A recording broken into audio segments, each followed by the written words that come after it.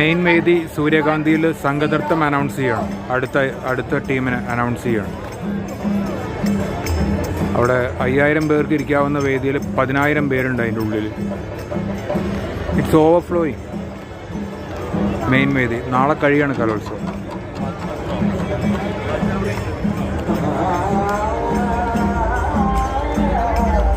ഇവിടെ ടി വിക്കാർക്ക് വേണ്ടിയിട്ട് ഇരുളർ നൃത്തം.